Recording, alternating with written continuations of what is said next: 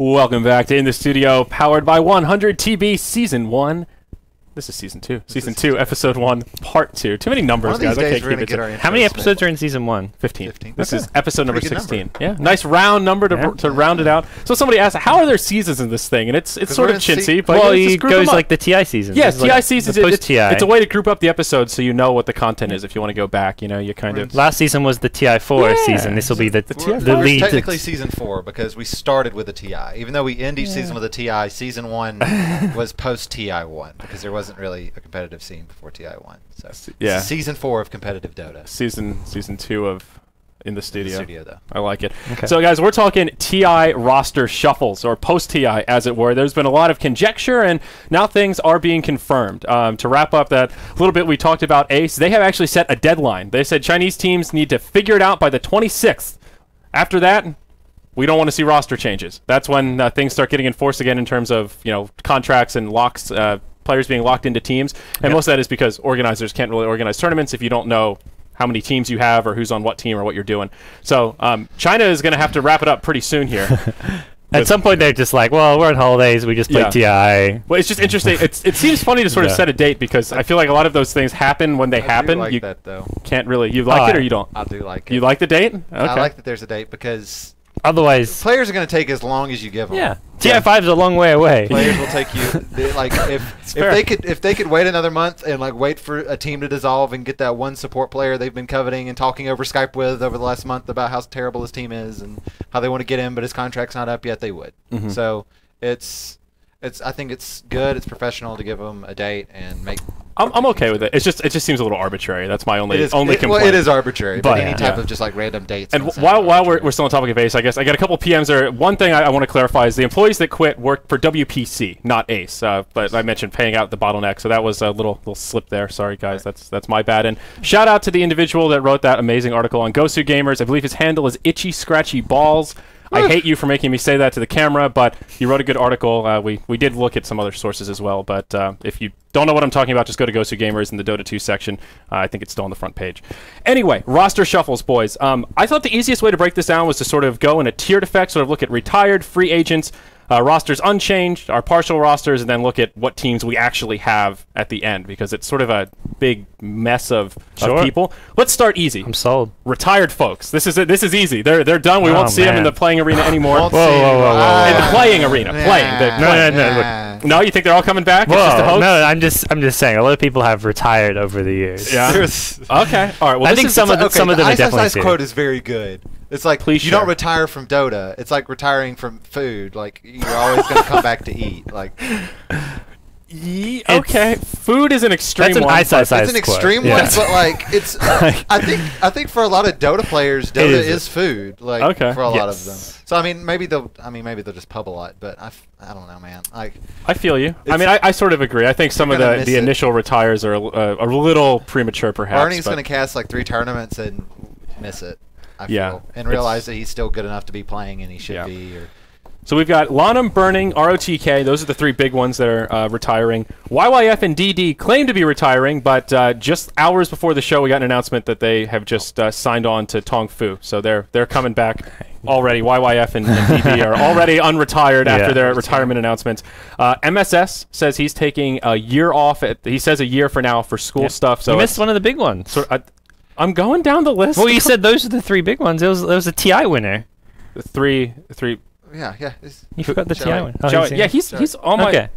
Well, when you said those other 3 Chinese players, I don't know why I said 3 big ones. My notes are just... Well, I was like, I feel like Zhao 8 should be grouped with Okay, you're right. Zhao 8 he's in my list, though. To be fair, Zhao 8 is right there. I just skimmed over it. This is your show, too. Yeah. Okay? Like, you're like tearing your own show to shreds. Like, you're part of this. I know. Like, oh, God. At the end of the day... I will go down with this ship. I will go down with this ship. Captain, my captain. I just watched Titanic the other day. That scene when he's in the captain, when he dies, that's pretty sad. That could be you, gods. You could get flooded down. We'll see. Yeah, if the captain poked the holes in the ship, he's like, hey, look at these holes. You know what I'm going to do about fixing these holes? Do nothing but talk y'all, look at this iceberg. Let's see what this... iceberg. Let's look at it. Steer towards it, maybe. Let's get some ice samples. And then I'll go down with it just to prove a point. So, Zhao 8 is retiring. Has there been an update on what he's doing? Like, we know Burning RTK are going to be the new casting duo. He's getting married. He's getting married. Oh, no, he is married. Is he going to managing, coaching? Is it still kind of up in the air? I know that's... family life. They're a still bit. living the Tim Buck family says life. every single one of these players that retired will play another game of professional Dota.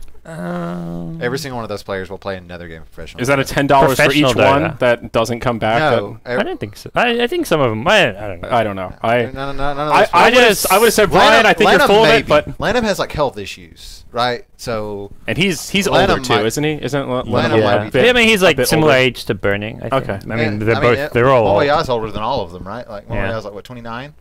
Yeah.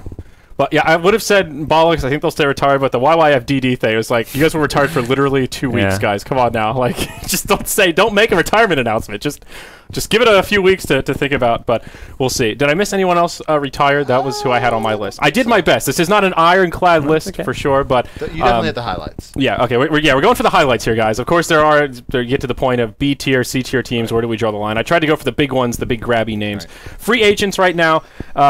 This one is a little bit of a loose one because we have some other announcements and rumors about the mystery team that we can make guesses to. But Puppy, Kuro, Era, Vanscore, Black, Demon, Way2, and Excalibur are all players that were on a team that made specific single announcements of Black leaves CIS, Jimmy leaves Team Liquid. Yeah.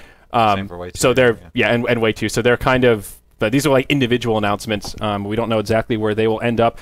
I think the really interesting ones there are Black and Demon. Those are the two guys that I see as sort of wild cards where they're really individually skilled and they haven't found a home recently. And, you see Puppy and Kuro, that's a duo. I think pretty safe to say they'll probably stay they'll do together.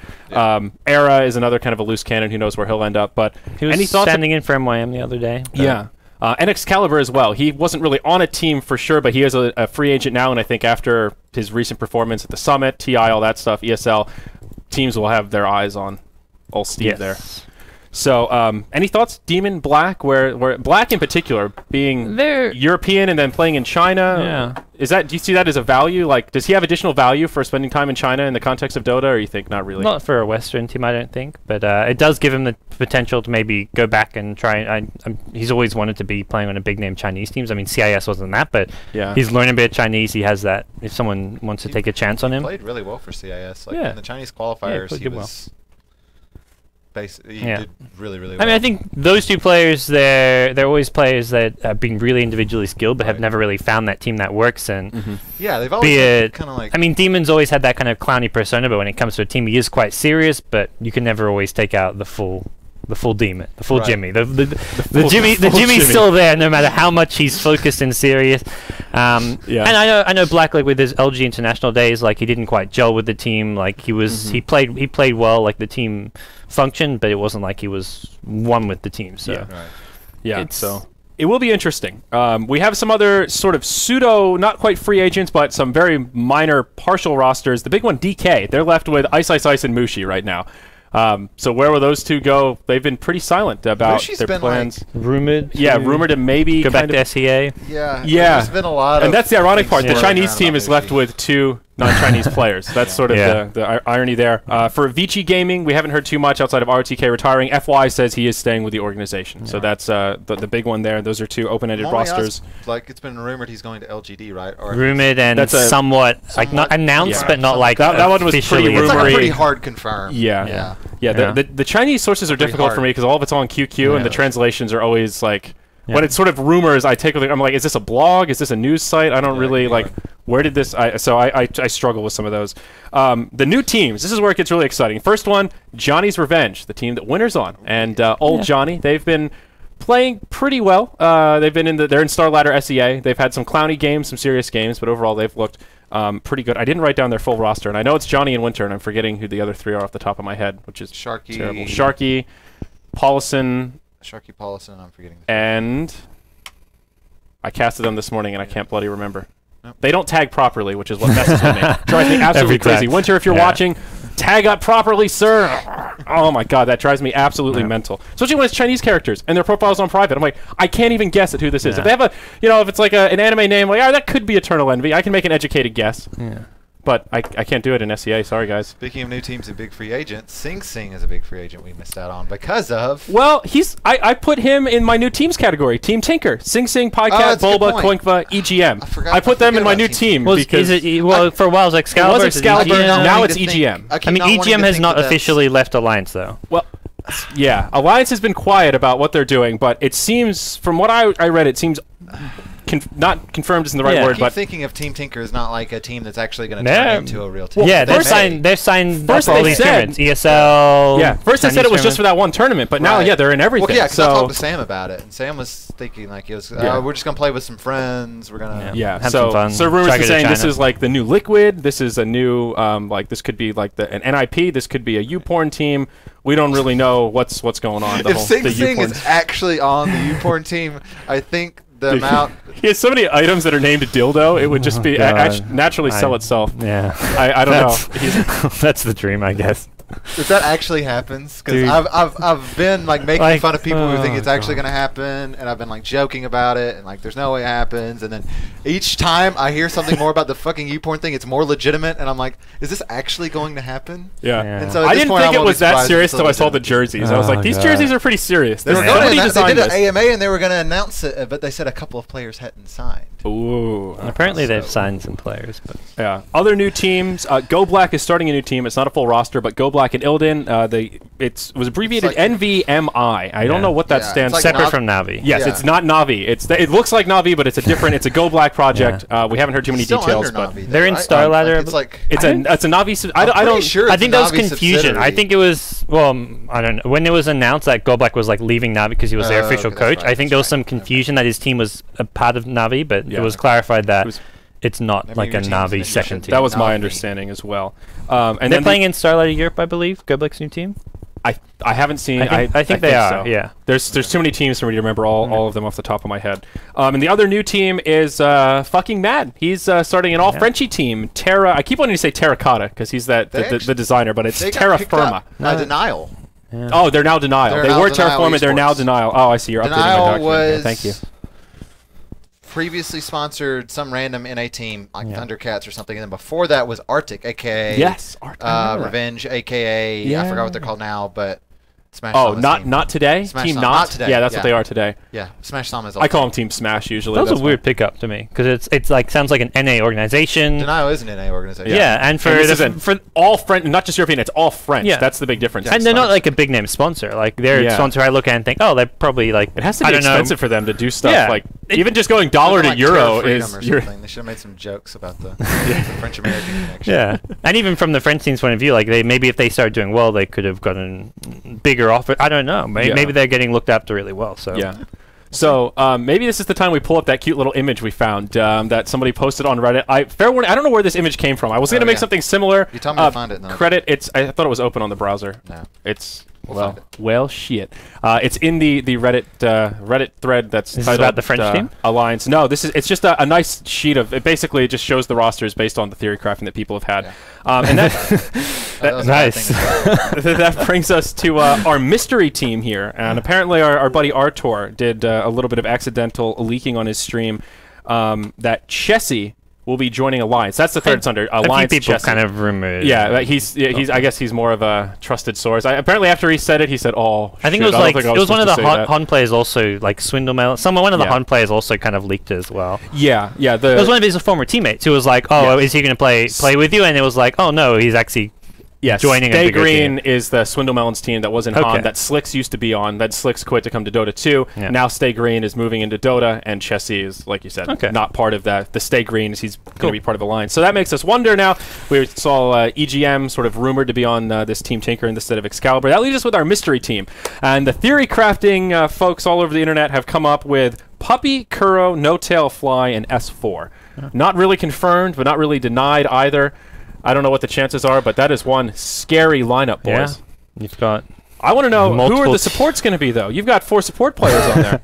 I mean, Kuro, like, there's this interview that he did a really good interview. I think like years ago. I think it was on Ghosty Gamers as well, where he talked about like he wants to go back and play carry again. So was it the one he did with Epi? I know he did like a really long-winded interview, like a 90-minute thing with Epi. Maybe that was.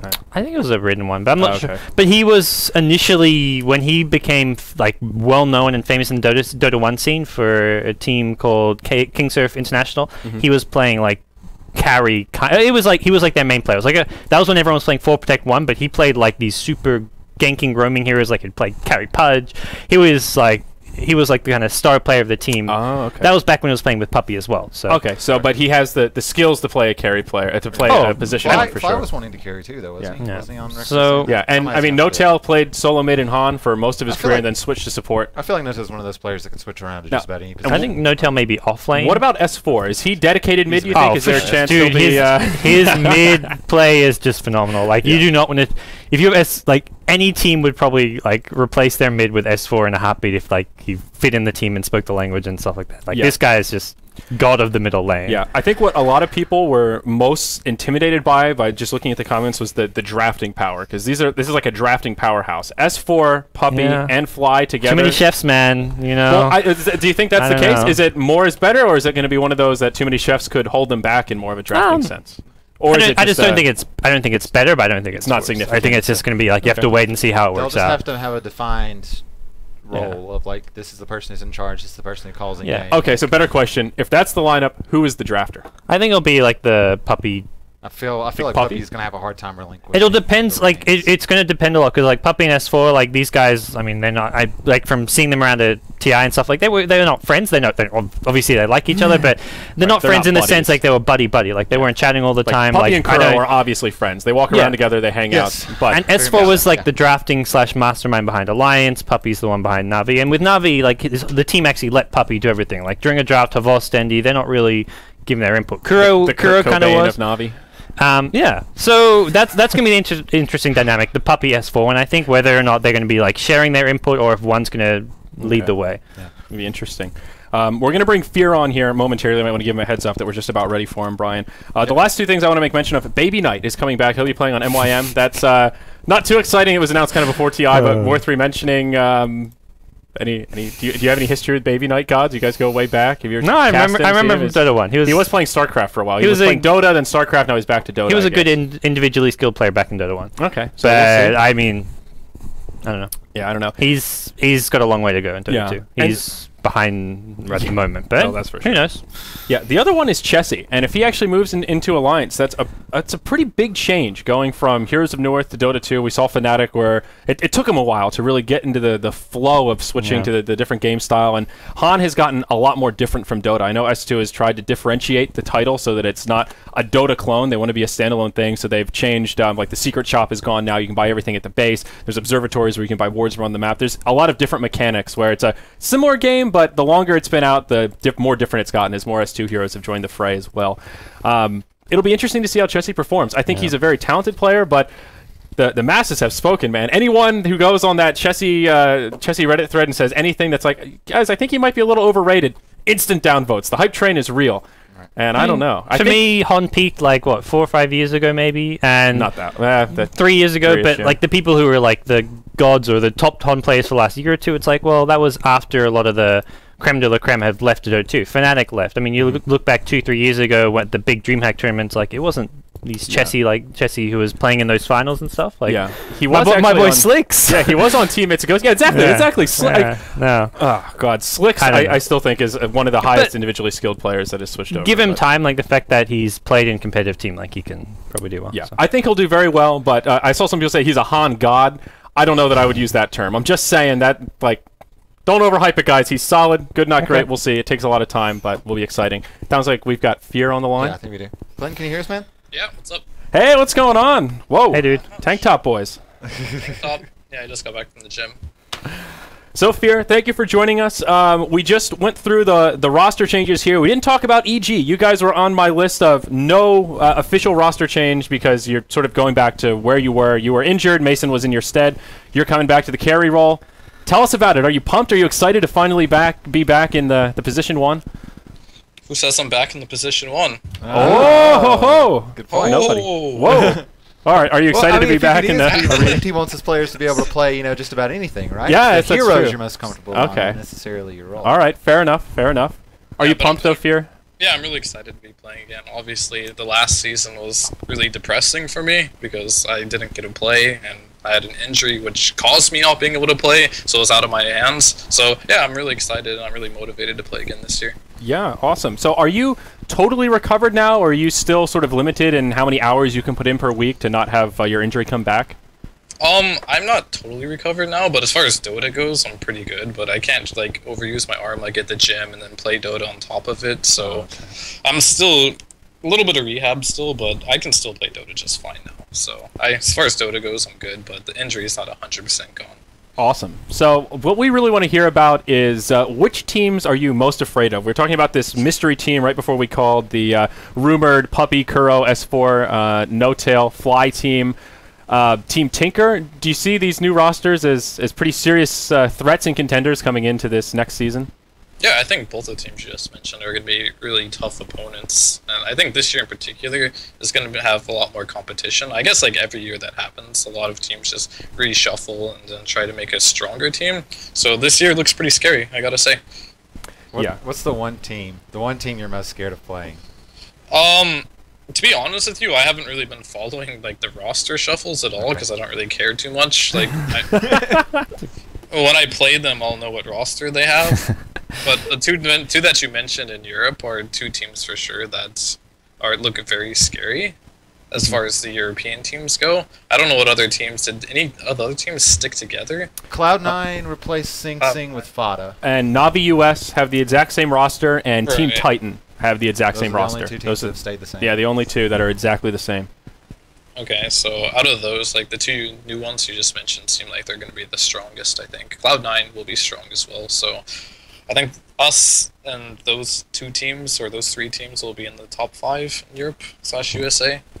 As far as like the CIS teams go, like the new Navi roster and as well as Empire, like even Virtus Pro, do you see these teams kind of dropping off a bit over the next year or so, or are they still Do we be know tough? what the new Navi roster is? I didn't have that one in my notes. Has that been announced? Not announced, Official? No. Okay. So what is their temporary who do they still have on Navi right now? I think there was a screenshot they were scrimming with Vengscore and FNG, who used to play for and then Power it's Rangers. still Dendi, Funnick, and Havost. Yeah. Okay.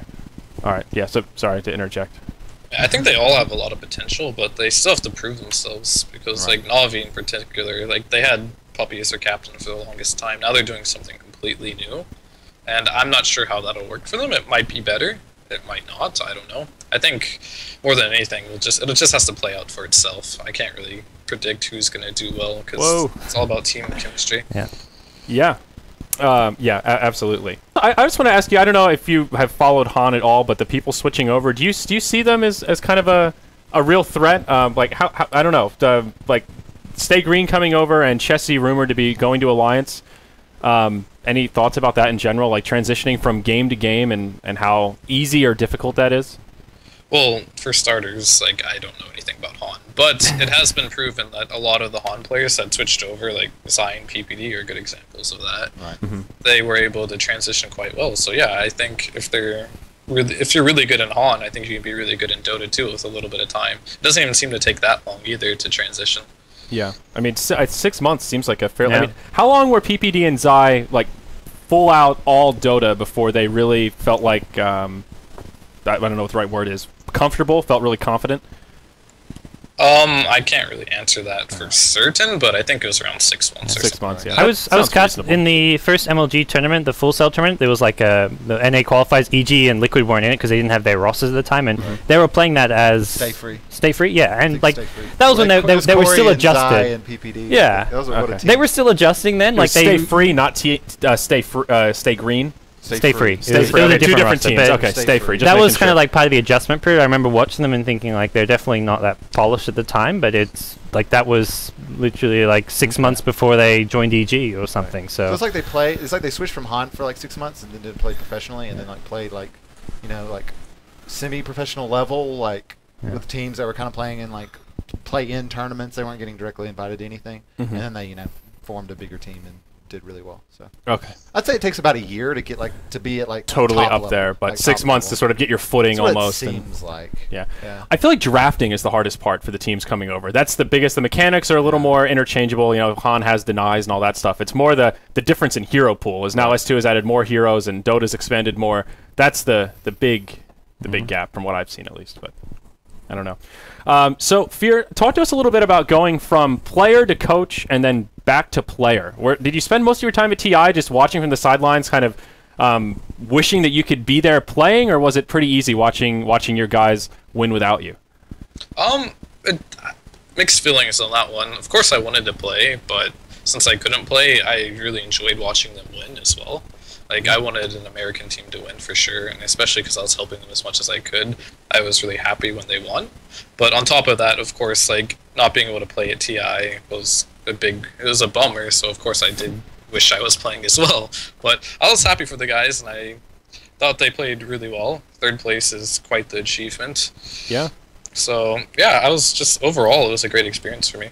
Yeah, definitely. And working with Mason, how was that? It was good. Mason's super cool. Like, we spent a lot of time, like, I helped him a little bit in the game, not a ton. I think the person I spent the most time trying to help was probably Artur, I guess. But outside of the game, he's a really cool guy. We're still friends now. And I hope he plays on another team so I can see him at another event as well. We had some interesting drinking experiences together.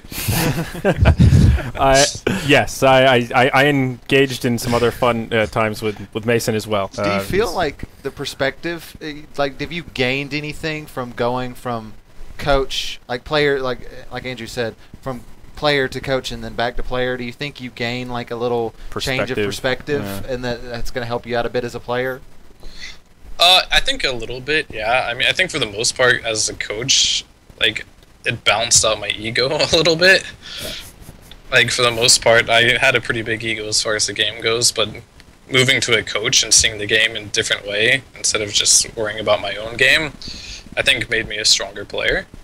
Interesting. Overall, because I get to judge everyone else's mistakes and be really objective, which helps me do that with myself. So I think it definitely helped me as a player. So now, what about coaching moving forward? Talking to just managers and teams at TI4, I got the sense that the future is going to be teams having real coaches and also doing stat collection, what Vikramond was doing, just gathering statistics about opponents, their play style, their drafting style. Some of that falls in the realm of coaching. Some of it is sort of a different skill set altogether. Any thoughts about you guys finding a coach to replace what you were doing, and any teasers about who you would be interested in having as a coach for you guys? I know there aren't too many people to choose from in the Western scene, which is kind of a problem right now. Yeah, I mean, I think PPD, last time we said we're not really interested in a coach this year. PPD ain't big on the coaches, from what I heard. PPD's not into the coaching? Yeah, well, it's a lot of work, and, like, since the coach requires, like, a lot of compensation as well, because they're spending a lot of work, it's just wondering, like, this is something that's worth it, you know? It sounds like a lot of, it sounds like a lot of you talk about, like, you were more coaching, like, R2 directly rather than, like, coaching EG as a team as a whole, maybe? Like, you can work with individual players to help their mindset a bit, but maybe less so the team as a whole. Well, I was helping the team as well, but at the same time, I don't know, comes to a point where it's worth it or not, because a coach has to spend a lot of time. They have to watch every single game, and they have to be qualified as well, and players that are qualified aren't going to do it for cheap. So it's kind of hard to find, like, a coach that's really reliable. But as far as stat collection goes, I think that's really worth it. I think we had Tralf working on it before. I'm sure we'd love to have him back again, but I heard he might be interested in playing instead, and that's totally understandable. So right now, we're not exactly sure where we're going in that department. Yeah, Dota hasn't been big enough or around long enough in the West for there to be a lot of retired people. Everyone's that's still really good at Dota is still playing Dota at the peak of their career, so it's a pretty understandable Or they quit long ago. Yeah, or they quit so long ago that they're not relevant anymore and have lost a lot of that value. In the context of stats collection, do you think that is, like, really useful? Do you see that as, in the future, maybe not even this year, but over the next few years, every team having some sort of a data collection analyst that just looks at what other teams do and finds weaknesses? Yeah, I definitely think it's really important, because it allows you to not spend a lot of time doing that yourself. You can spend a lot more time thinking of strategies, thinking about the game, working on your own gameplay, because it takes a long time to gather stats like that.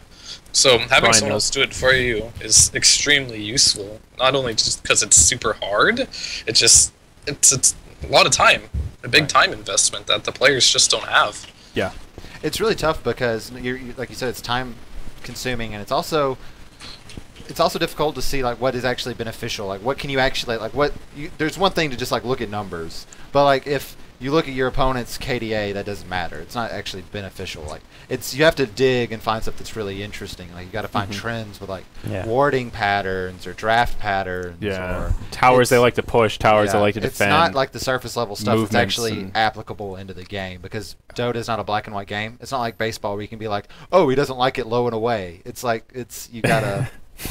You got to really dig in and find trends and stuff, and yeah, it can be extremely time-consuming. It's hard to ask for a player to do that because there's way more other there's things that they need to be focused on. There's aren't enough hours in a day. At some point, you got to sleep, man. You got to rest. Fear one to be a captain when you're working on Google Docs all day. Yeah, definitely. Fear, one of the last things I want to ask you about is just this upcoming tournament season, and we've already seen these big tournaments announced: ESL1 in New York, these huge Chinese tournaments and stuff. Just general thoughts about the scene right now. You've been around for a long time. Is this the biggest, the baddest it's ever been? Are you looking forward? Do you think there comes a point of player fatigue where there's too many tournaments? Can you just kind of comment on the state of the scene in general right now in this post-TI4 era? I think so far, like after post-TI, I think this is the most LAN tournaments I've ever seen.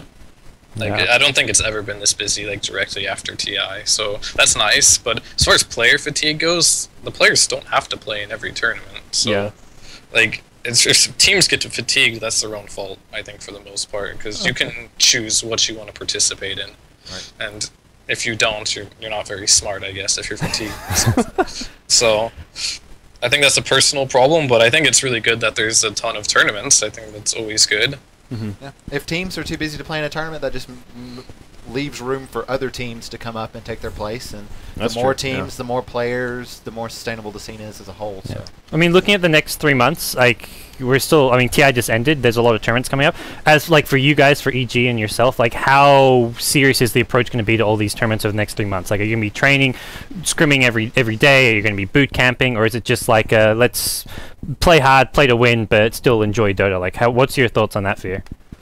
I think for the most part, we are still going to take it seriously, obviously, but I think it's more of an experimental phase for us to see what we want to do with this roster. But for the most part, yeah, I don't know, we're just going to take every tournament seriously, but we might experiment more with like picks, roles. Do you feel that's going to be a lot of teams experimenting for the next 2 to 3 months, especially since there's still a lot of time before TI5? You can still change your roster around January, February, March if you want to. Yeah, well, I think that's, of course, they're all going to be experimenting because all the teams are brand new anyway, so they're trying to find different thing anyway. So a lot of teams are just, and I'm assuming there's going to be a new patch coming out. Yeah, I feel like that's what everyone's waiting for. Just like waiting. No one wants to play tournaments until this new patch changes everything, because it's like everyone kind of knows how to draft on this patch for the most part. Like, it doesn't feel like there's much point playing tournaments until that new patch comes in some way. We know it's coming, so like doing more stuff on this patch is like useless knowledge almost. Yeah. Something that I think is going to be like crazy is that the patch could actually devalue some free agents. Like if you think about it this way, like I've never it's crazy to think about this. Nerf Tinker. Like think about it. Think of Admiral think of after TI3, Admiral Bulldog became a free agent. And then patch 6.80 comes out, which basically goes, fuck you, Bulldog, your playstyle stupid. Like it hurts them. As like if they were a free agent looking for teams, it's like, okay, well your two biggest heroes just got nerfed. Why should we pick you up? We think you're a good player, obviously, so he's still good enough to be on a team. That's an interesting thought. He showed that he's good enough to be on a team. But it's going to be interesting to see if that is actually a factor. I don't think it's going to be that big of a factor, but it's still still interesting. It's still interesting. Fear, on a scale of 1 to broken, where do you put Tinker? Do you think he's broken, or do you think he's just Tinker? He's just one of those pub heroes. I mean, of course he's broken, but there's a lot of heroes that are just as broken as him. Like this patch is literally cancer right now. So like, you have like Void, which I think is like the most annoying hero in the game, probably / most broken as well in his own way. And then Doom, also extremely broken. Void, Tinker, Doom, the big three. The big three. Well, then there's like Razor, and it's just all these cancer heroes. DP, Viper, I don't know. He is broken for sure, but everything else is broken too, so it doesn't matter. Dota! Broken game. Yay, Dota! We love it. Looking forward to that next patch. Balances out. Well, Fear, as always, thank you so much for your time, sir. Any closing thoughts, shout-outs, anything you want to say? Floor is yours, good sir. Well, alright, I'll just give a quick shout out to my sponsors, Monster, HyperX, Razor, Cyberpowered, Signed by Humans, and I'm missing one, BenQ. And shout out to all my fans as well. My new shirt came out. It's by design by humans. That was awesome. Yeah. Your little get it. reveal, like the website was Yeah. sick. It was like I was watching yeah. WWE. It's epic, right? Yeah.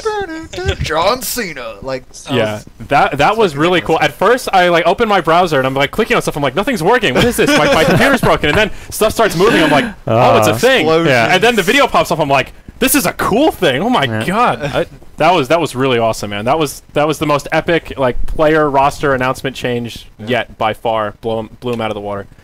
Yep. Good work. I Congrats. didn't do it, but thanks. Still, you merited take something credit. of that level of awesomeness. yeah. There you go. Oh man. So guys, that does wrap up the second part of this premiere season 2 episode of In the Studio. Now coming up next, we've got something exciting, guys. We're gonna do open phones for the very first time on this show. We're gonna roll the dice a little bit. During the break, we will have the official Skype account you need to add, and you can just add it up. We'll be ready and waiting, and we'll be accepting calls randomly. Please have your question ready and waiting. We don't want any of that. Oh, hey, it's great to be here. Oh, shit, I was so excited I forgot. Think of a question before you call, because we're going to ask you right away what your question is. Just fair warning, call in. I know it sounds silly, but you'd be surprised. You'd really be surprised. So the Skype count is BTS Dota. Go ahead and get to adding. We'll have about a 5-minute break and come back and start taking calls. So buckle your seatbelts, boys, because Kansas is going bye-bye.